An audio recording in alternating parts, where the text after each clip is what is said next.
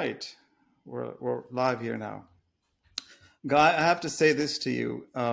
Growing up when I was in my teens, Mahatma Gandhi, I grew up in India. I happened to visit his ashram and his books. So one of the biggest books that influenced me in my early stage of my life was my experiments with truth.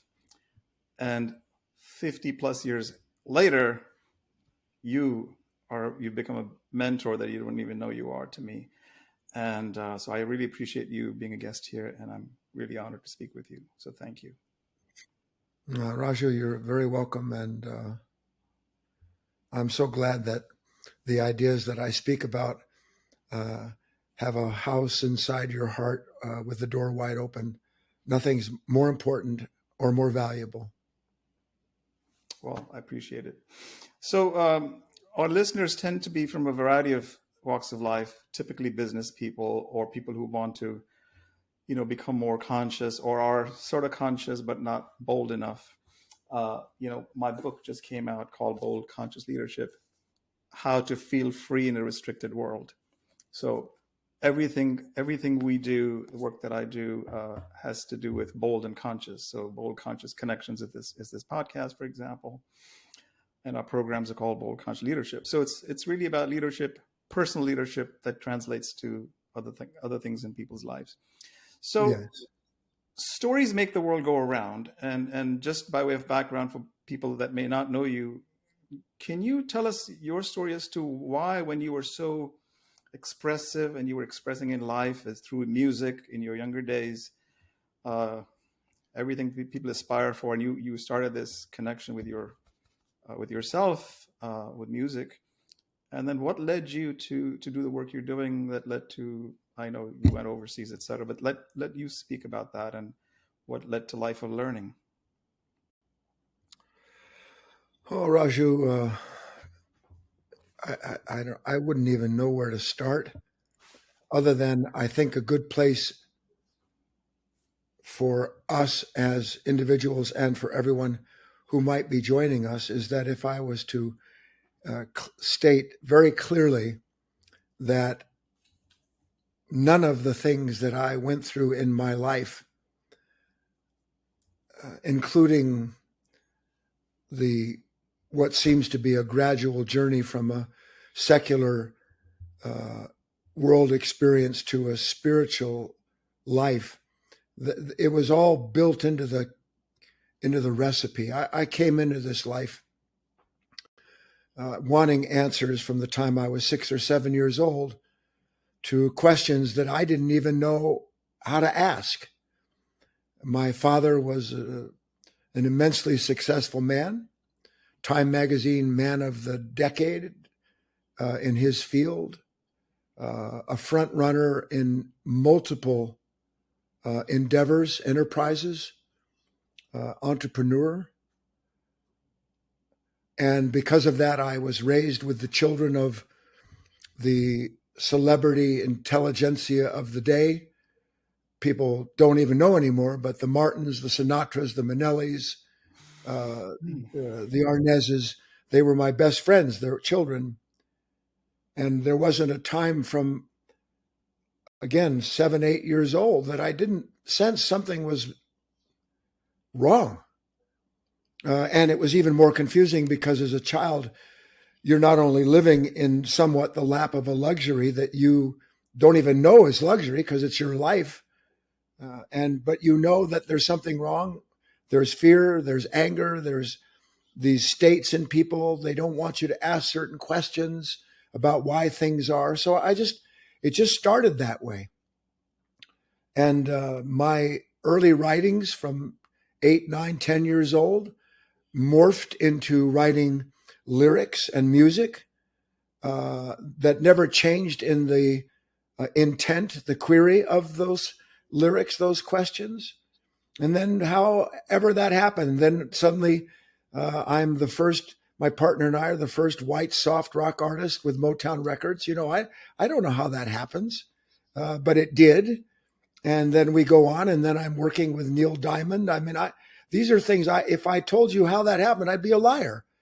Everything progressed because of a certain wish in my heart that was never thwarted, never misdirected. So in my mind, everything that has unfolded is unfolded because there was something that was bound and determined to lead to this process of discovery that gradually led to the immense dissatisfaction that I had with the success that I had achieved. And that progressed into, well, this isn't working. I better find something that will.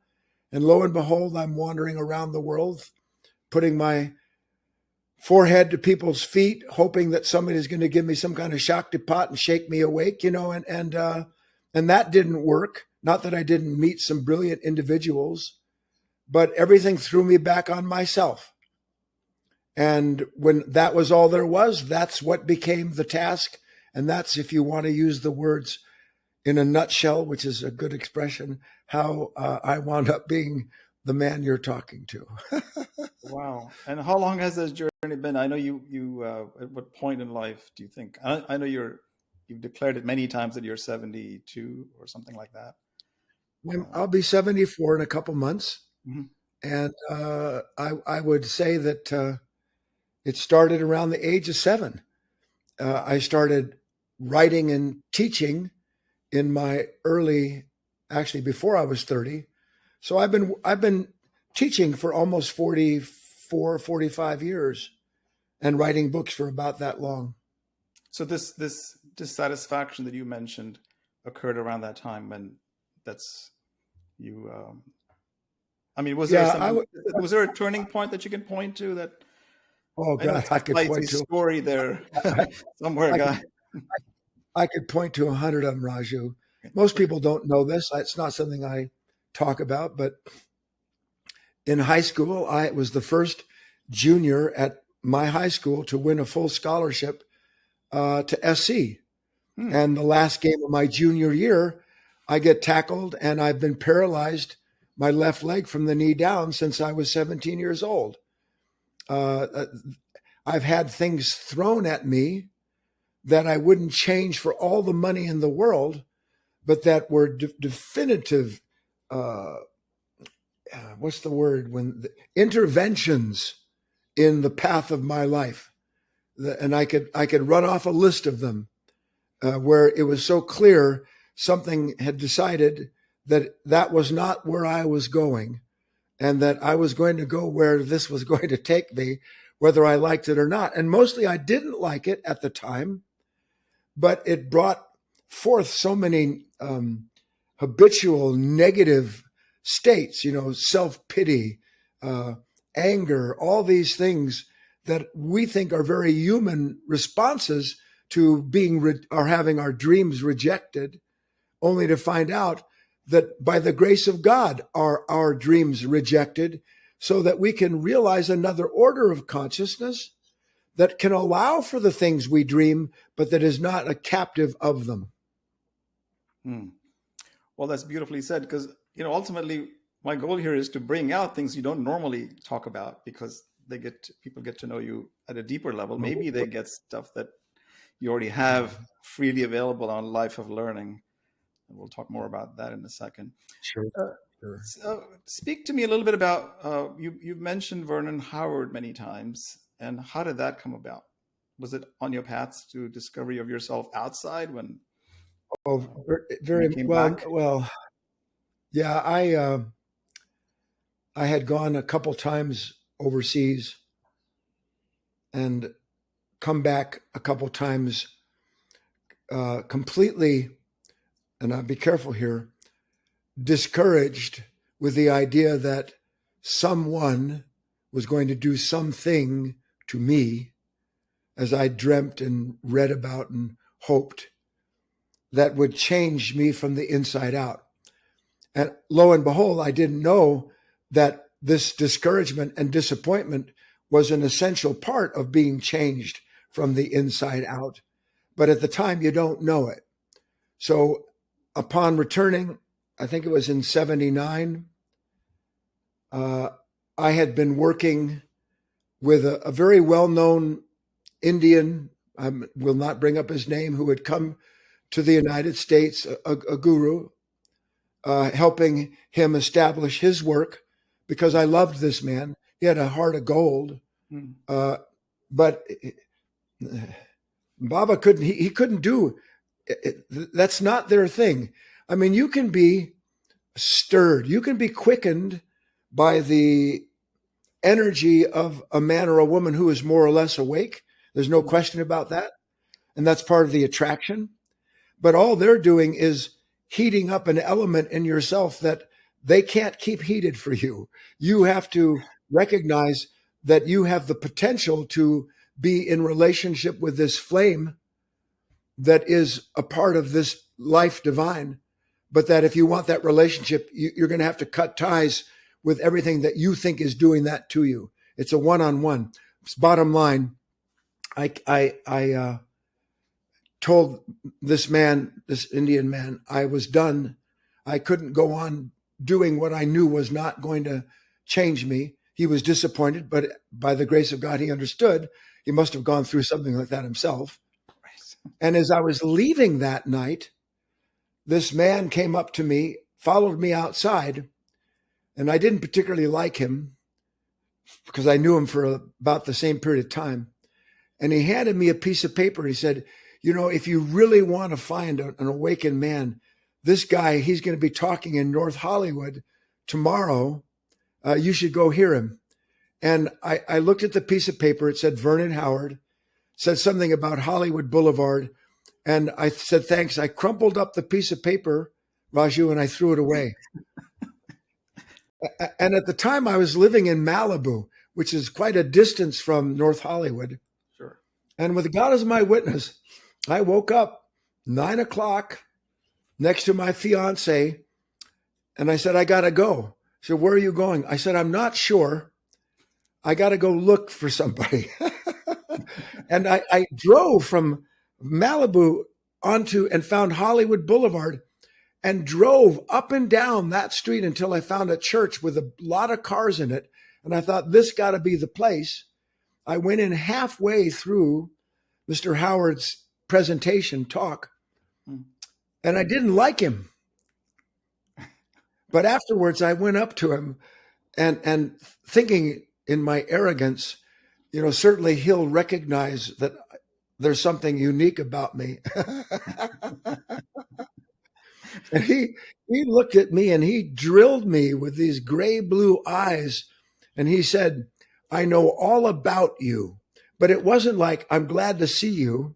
Yes. It was like, I know something about you that you don't know about yourself. And I didn't like that either. And the next weekend, I drove to Boulder City, Nevada, where he was talking to a group of 20 or 30 people. He was a very small teacher in the eyes of the world at the time.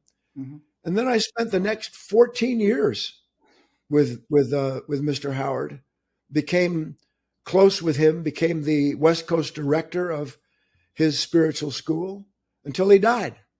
And he died in 92. And at his bequest, more or less, without instructions, told me that I would one day have a work of my own. I didn't want to break up the foundation that he had established, and I just split. I moved to another part of California and didn't talk for a year, but then began giving talks, and so to speak, everything came out of that. So there's the history. Sorry to take so much time with it, but this is interesting. Great. Yeah, I had no idea about this.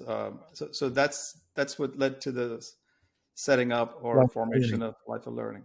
How beautiful. Yes, sir. History is very important sometimes. The only thing I came to this country in 1979, and then that's the time you left to go find yourself. And I'm still looking for myself. Well, you know what? It is at first an almost constantly difficult journey, but there does come a point, Raju, when I can promise you that you start to understand it isn't Raju that's making this journey. Yep. And when you start to realize that another order of yourself that started you on this journey, but that it must finish the journey for you, a lot of that trouble, a lot of that difficulty disappears, and your life takes on a different order of relationship with life itself. Oh, having nearly died 6 times, including the tsunami in 2004, and then, other things that have happened. Those are the things that propel you either forward or take you down. And it's whatever meaning Precisely. you give it to life, give to life. Precisely. I totally get it. So, switching gears a little bit, this idea of being unleashed, unstoppable guy, and then the fear and doubt that sets in when we have this wishful idea that we want to be unleashed and unstoppable in the world, and Yeah. we end up doing nothing because we have all that on the same spectrum of this doubt and fear and courage. We don't move, so it's inaction or being frozen, and we keep looking for an answer elsewhere. I know that's the center of what you do. But what would Well, make us act despite the fear? And does seeking help or asking for help work? Or what other ways can we become really unstoppable? Sorry, that's a mouthful of a question or questions. no. It's good. I want to collect it for a moment.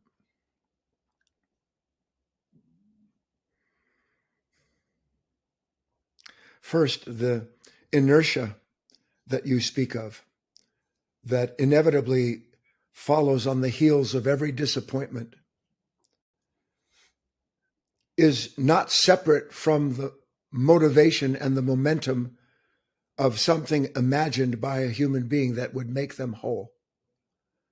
So that I call it living in the land of becoming, where everything about my life is predicated on an identity derived from who I hope to be, what I hope to have, including my enlightenment or my physical enrichment. Makes no difference. All the same nonsense. All born of a mind divided that's forever trying to discover how it can make itself whole, but failing to see that it is an incomplete sense of oneself that lays out the path. What is whole doesn't try to become whole. What is whole is whole. What is strong is strong. Weakness looks for strength. Fear looks for courage. Yep. Poverty looks for wealth. And when we understand that unseen dichotomy in this consciousness, then gradually we start to recognize that this inertia that I feel, because I can't go forward, is because I don't know who I am or what to do in order to go forward. And that's the real beginning. Because until we start in the right place, Raju, what hope do we have of coming to an answer as to who and what I am? Because at the root of all of this, we may not want to recognize it. Everything I search for in this life is to answer a question that was seated in me before I took on this body. Who am I? What is my responsibility in this world and to myself? And until we address the real question, every answer will be a deflection of that. Because when I ask who I am, like in my early days, my mind would tell me, well, the Variety magazine said you're the next Gene Krupa drummer. My dad says I should already have this, that, and the other.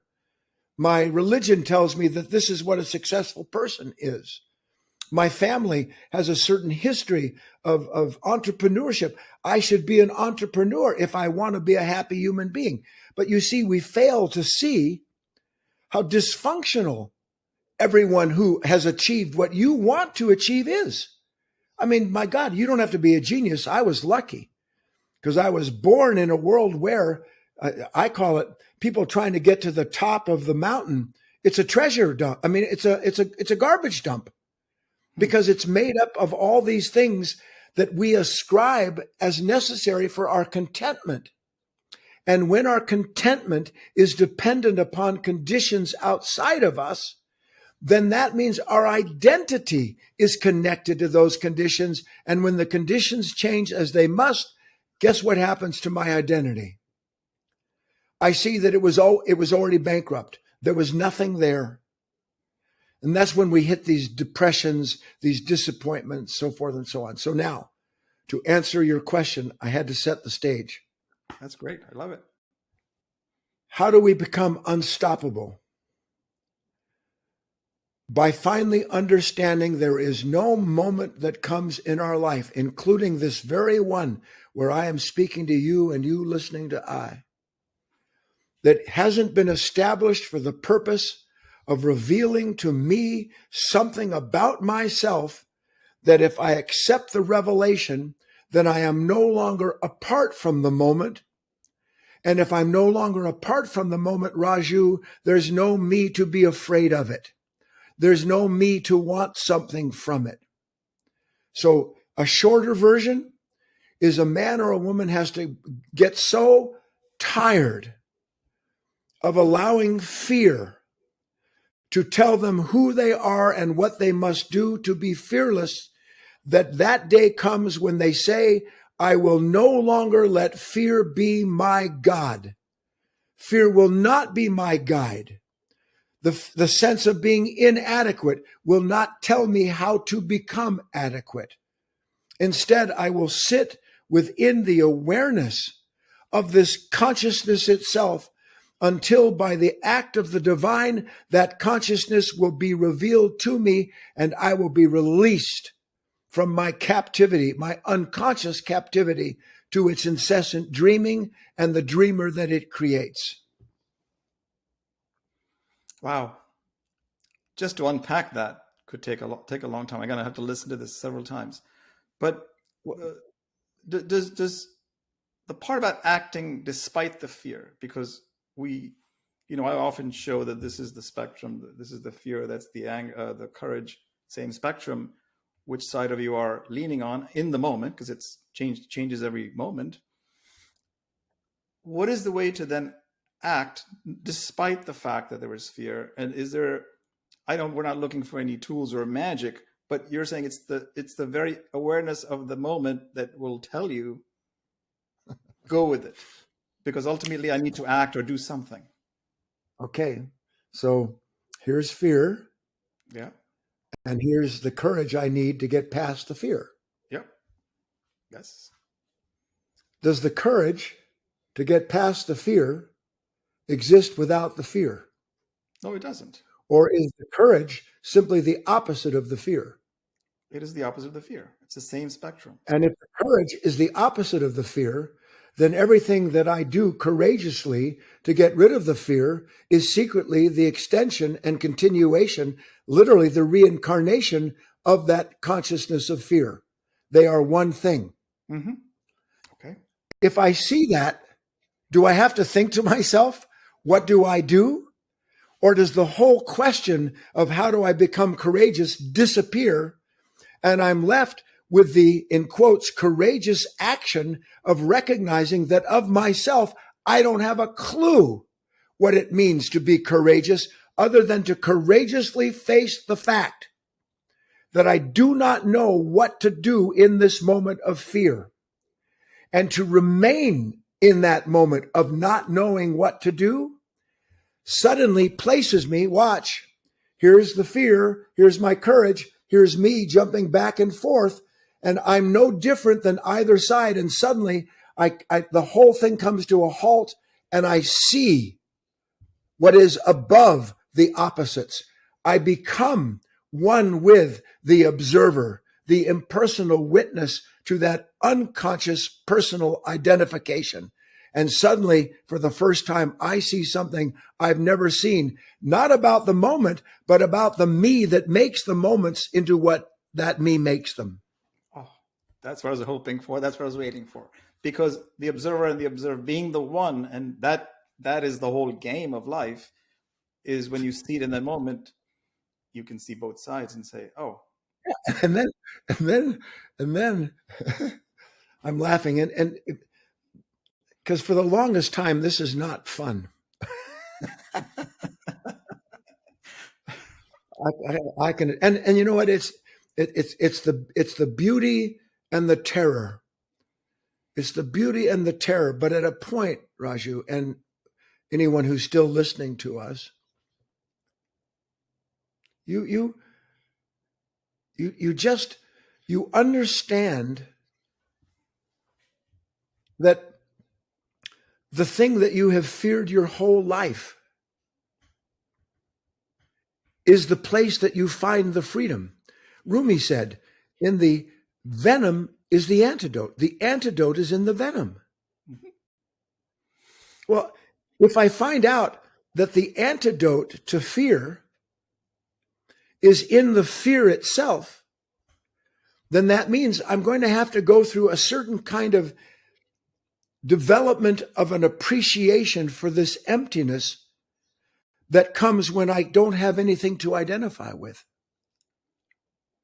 Because what is fearful to us is to not know who we are, or to have who we think we are get interfered with by a condition that threatens it. That's to us what emptiness is, the inertia, the dead end. Right. And yet that's where we have to get to inwardly to recognize clearly enough that there's no emptiness that isn't filled. It's a divine law. So that rather than constantly trying to fill the cup and then fearing it being emptied, I recognize the cup is greater than anything that comes into it or goes out of it. The cup is there before the content.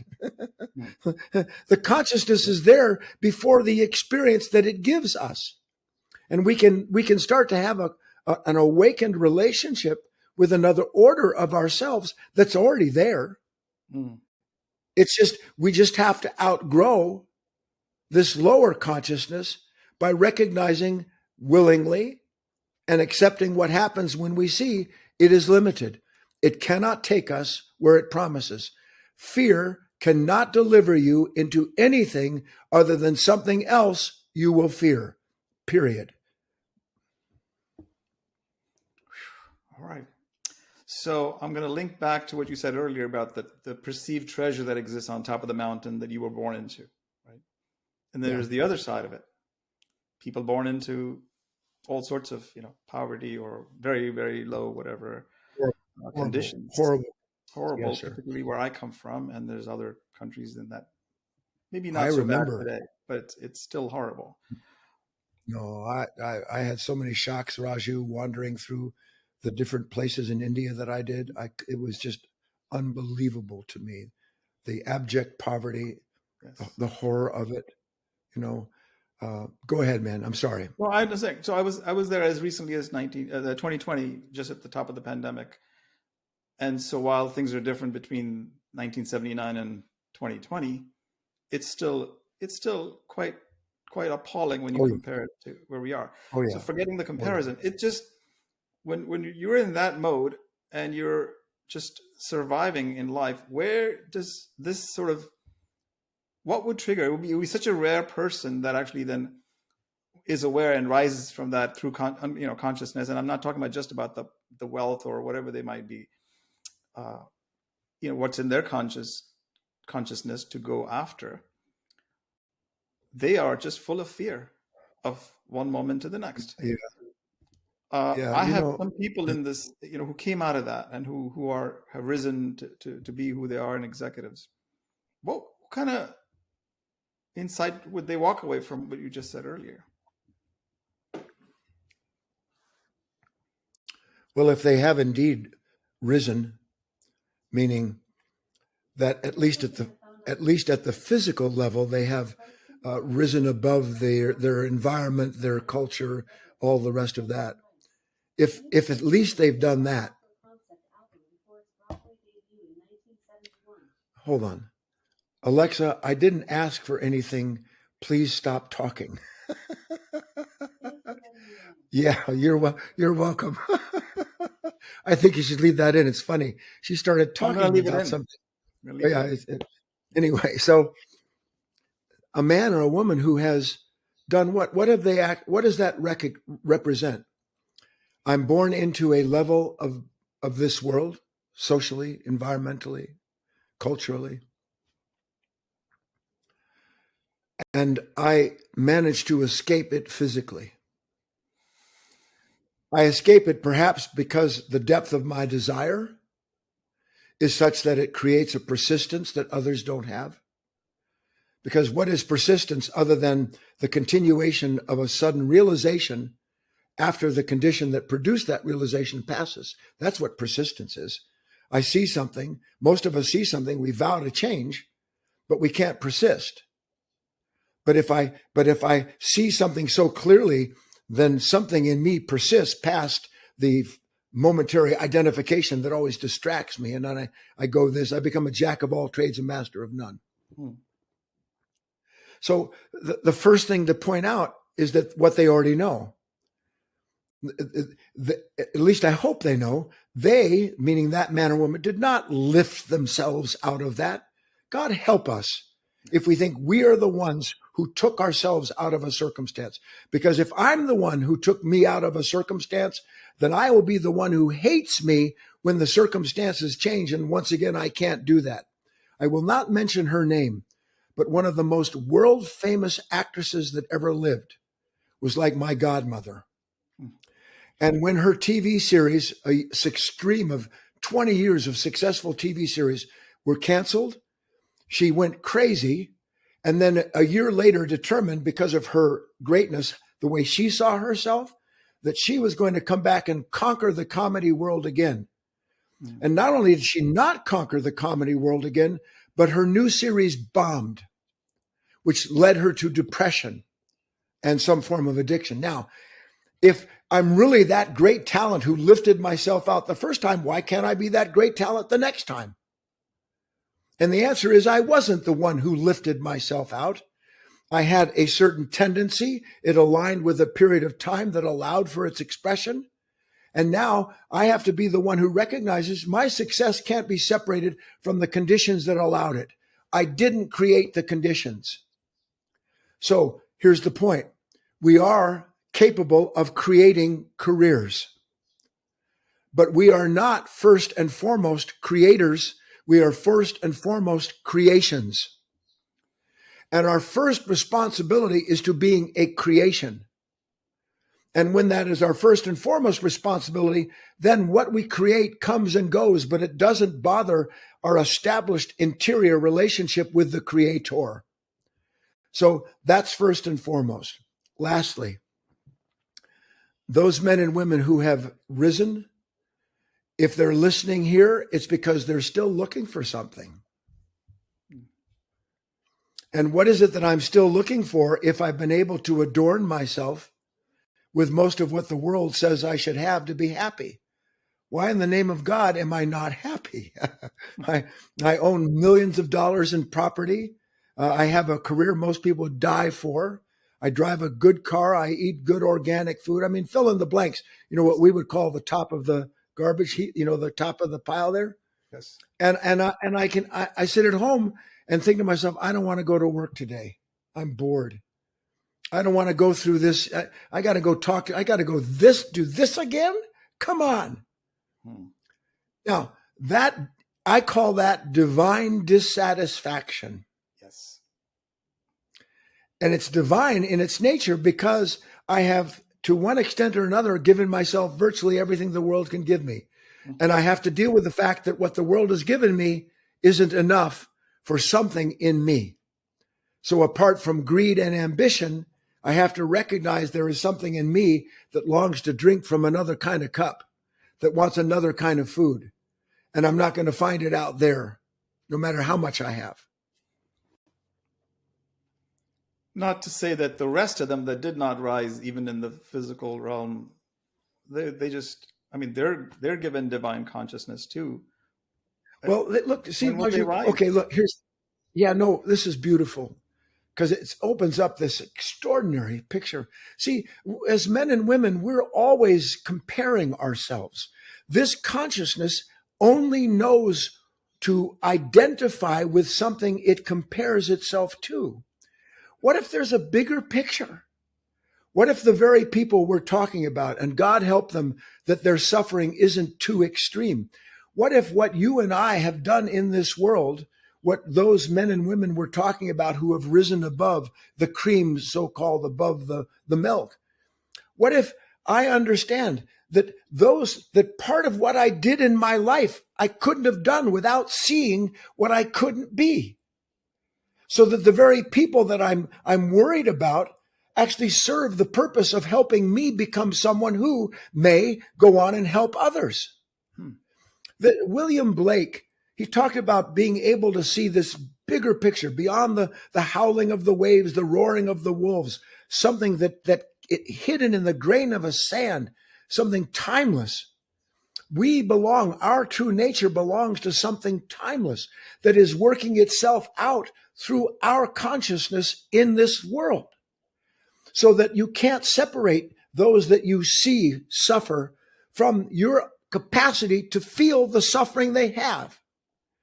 And in your awareness of their suffering, to want not only to bring an end to your own and understand it, but in the understanding of your suffering, realize that their suffering serves a purpose too. They may never know it, but it's still part of this greater evolution of the consciousness if we can participate in that evolution. Beautifully said. I know the first time I encountered you about 2 years ago, you got me by saying, you're here to participate in life. And that's what, then I started to listen more to what you were saying. And I think it's feeling all of it. It's not just you run away from negative emotion and the anger and the frustration, but feel it all. It's what you do with it in that moment. It's not about expressing it necessarily at your wife or husband or whatever. You could too in that moment, but you're aware of all of that is happening inside of you. At once. I am.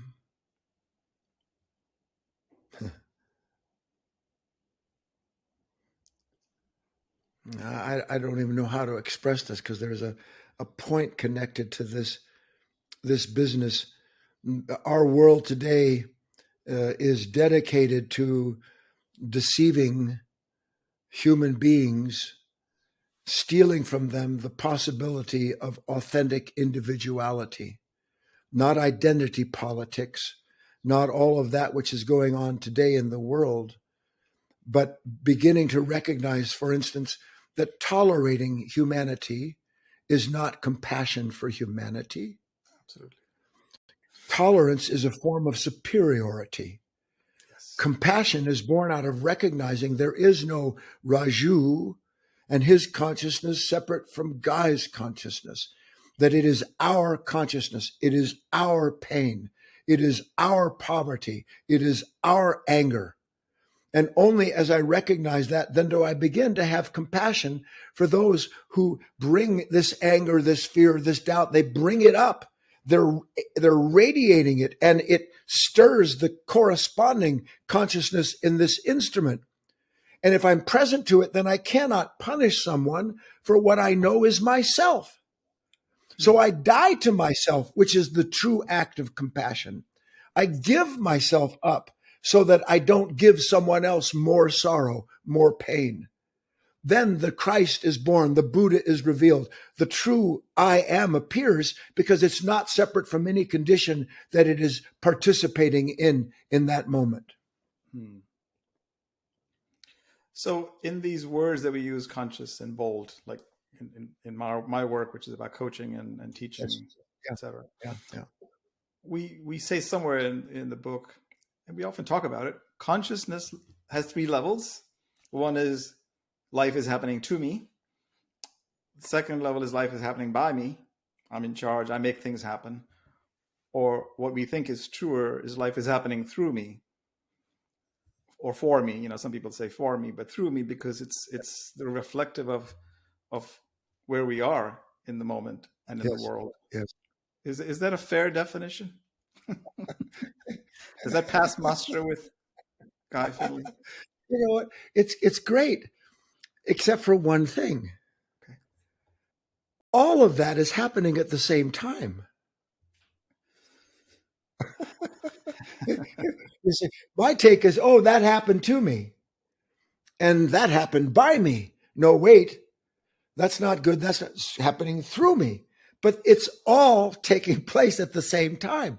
And we have an order of consciousness that is capable of participating in what is acting on me, what I do with what is acting on me, And the fact that the me it's acting on is actually passing through me. And there's no one there that's happening to. It's just life revealing itself through me to me so that I can know my life in the divine.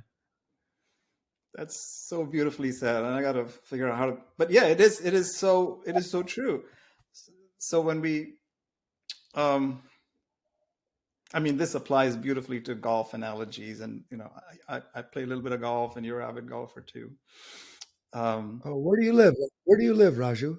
Well, I'm a native New Yorker. I've lived for 42 years, but a year ago I moved down to South Carolina near Hilton Head. Hilton Head is the capital. Oh, sure. I'm just saying, maybe one day, if the fates allowed, we could go have a little round of golf and laugh at ourselves. And will be my honor. So I live within 10 miles of about 50 golf courses. So it's very accessible. Sweet. So, I mean, I'm quite at quite a low level of the game, and I'm okay with it because I only started playing when I was 45, 20 years ago. No, 21 years ago.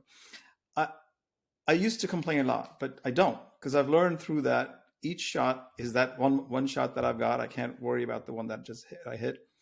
I do not play with anyone more than once if they are constantly bitching and moaning about their shots, because I feel like, I mean, I'm judging them, but the point is that it's just tedious to go out with the same person over and over. All he says is, "God damn it," sorry, whatever, and it's like, it's not worth it.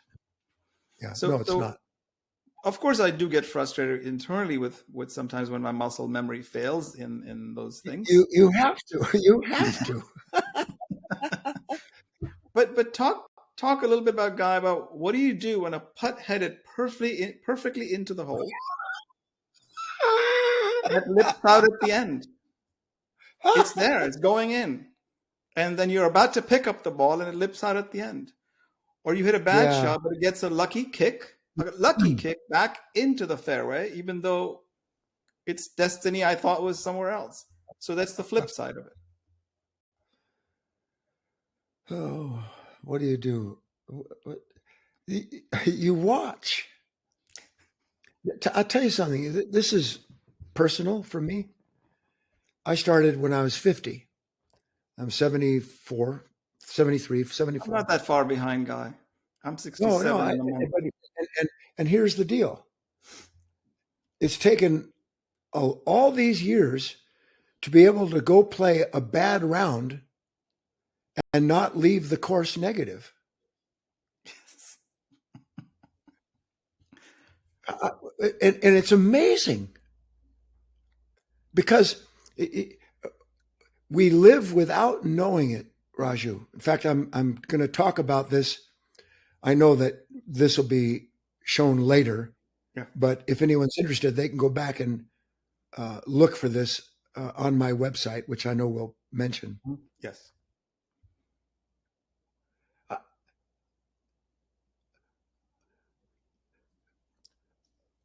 Our consciousness creates an I, a sense of myself, that is always after the fact. And I don't know I'm identified with winning the hole. I don't know I'm identified with hitting the shot the way I've imagined it. I can say I'm not, but that's a load of hooey. Yes. I am identified with a world that my consciousness has anticipated before I enter into the moment of that world. And I have no idea that I bring with me, not I, but that literally this consciousness brings with it this almost unending content of expectation and demand, that when expectation and demand is not met by the outcome of that moment, then that expectation and demand delivers a fatal blow, telling me, oh no, that's wrong. Why is it like that? That shouldn't be this way. So that I am forever living after the fact, being defined by a consciousness that gives me a definite sense of myself, but whose sense of self is as false as the time in which it was brought into existence. so that gradually you start to recognize, here comes the reaction. It's like, would you open, if you could open your front door and open your back door at the same time, so that any bugs that flew out the door at the same moment, that's what you would do, because you don't want to be bugged by the mosquito.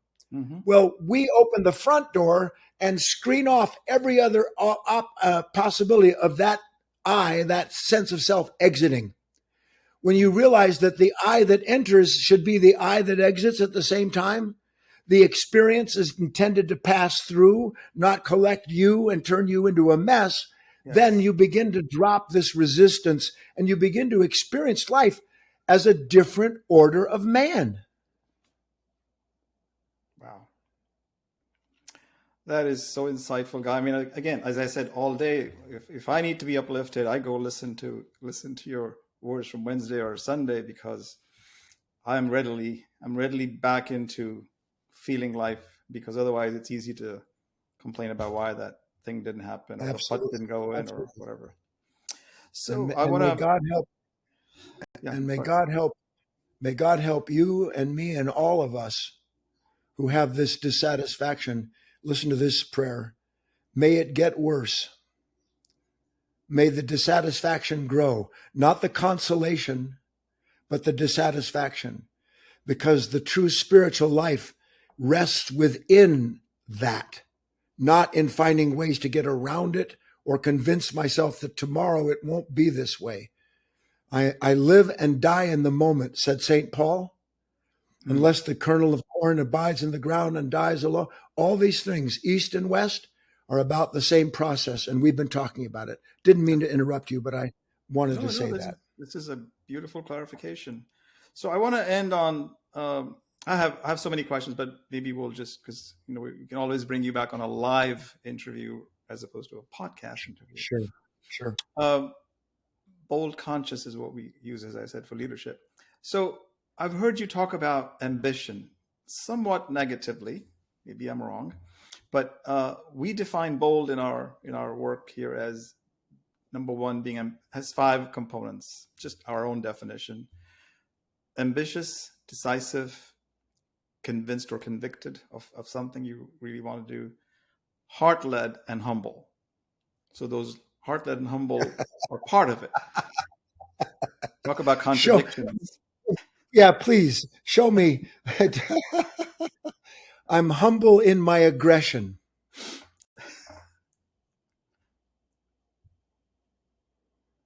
I'm not saying there's anything wrong with ambition, Raju. Mm-hmm. You have to go through it. But at least let's learn from it. Mm-hmm. We don't learn from our ambition, that our ambition can't free us. If I got to the point where I've seen all of my life, I reach a certain point on top of the hill and I'm still trying to get to some top. It's not enough. I want a little bit more of that. If I could just learn from that, then when the ambition comes up, it's not going to look. If I have the love of something, I can't fail, because the love of something will take me into and through what I love.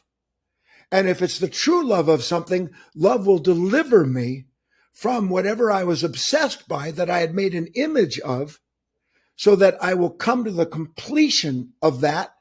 And when I come to the completion of that, I come to the completion of that particular level of consciousness, and it must pass.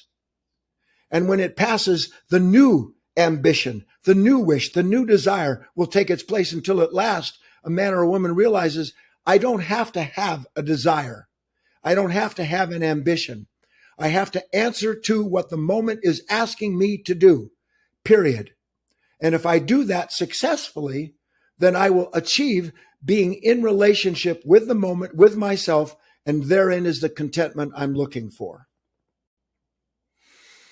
Man, what can I say? I'm just so happy and delighted you agreed to come to speak with us, Guy. It's been, I guess it was meant to be, and somewhere along the line, it was, when you were chatting within the Q&A with a lady, and you said she was talking about you doing this for youth.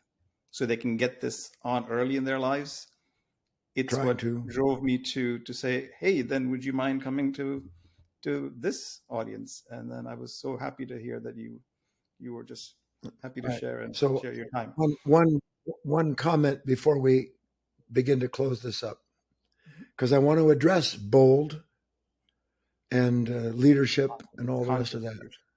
Bold Conscious leader. Yeah. What is a real leader? What is a real leader? Is a real leader someone who always looks behind them to see if others are agreeing with what the path is he's chosen?